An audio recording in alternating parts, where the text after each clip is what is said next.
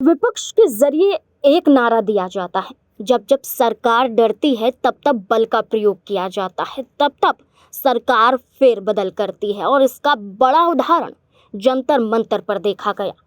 20 दिन से लगातार भूख हड़ताल करे सोनम वांगचुक को अचानक जबरन घसीटते हुए उठा लिया जाता है और दिल्ली के अस्पताल में भर्ती करवाया जाता है। दिल्ली के सफदरजंग अस्पताल में ये कहते हुए भर्ती करवाया जाता है कि दिल्ली हाई कोर्ट का ऑर्डर है कि स्वास्थ्य की चिंता करते हुए ध्यान सोनम वांगचुक पर दिया जाना चाहिए।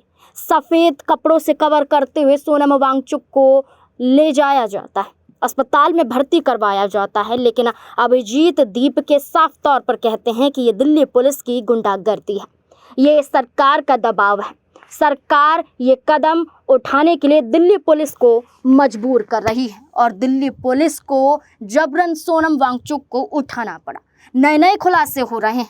सरकार ने एक तरफ मुंह पर ताला लगा रखा है तो दूसरी तरफ जंतर मंतर पर छात्रों पर लाठियां बरसाई जा रही हैं। इस बीच में बयानों के जरिए तो खुलासा हुआ ही है, लेकिन इस बीच में एक और बड़ा सच सामने आता है। दिल्ली में एक बड़ा फेरबदल होता है और इस फेरबदल को इस बड़ी कार्यवाही से जोड़कर देखा जाता है। जी हां, आपको बता दें कि जहां एक तरफ सोनम वांगचुक भूख हड़ताल पर बैठे थे, वहीं दिल्ली पुलिस द्वारा उन्हें अस्पताल में भर्ती कराया जाता है। कहा जा रहा है कि यह हड़ताल ठीक ऐसे समय पर खत्म करवाई जा रही है जब कल यानी कि आपको बता दें कि शुक्रवार को ही आईपीएस अनुराग कुमार को दिल्ली का नया पुलिस कमिश्नर नियुक्त किया गया है। आपको बता दें कि आज सुबह 6:30 बजे रोज की तरह डॉक्टरों की टीम जब सोनम वांगचुक के स्वास्थ्य की रूटीन जांच करने पहुंची तो डॉक्टरों ने पाया कि उनकी स्थिति बिगड़ रही है। इस पर तुरंत पुलिस को सूचना दी गई। सूचना पाते ही दिल्ली पुलिस के कई सीनियर अधिकारी जंतर मंतर पर पहुंच गए, ऐसा कहा जा रहा है। ऐसा दावा दिल्ली पुलिस द्वारा किया जा रहा है और डॉक्टरों द्वारा भी किया जा रहा है और इसी के आधार पर ये सफाइयां पेश की जा रही हैं।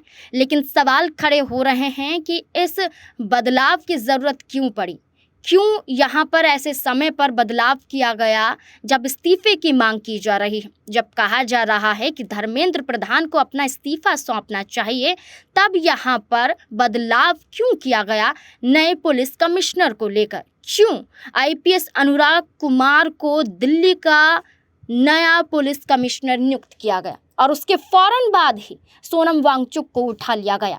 अब ऐसे में देखना होगा कि और क्या बड़े बड़े खुलासे होते हैं, क्योंकि अभिजीत दीपके तो अनिश्चित काल भूख हड़ताल पर बैठ चुके हैं और रोते हुए भी कैमरे के सामने नजर आए।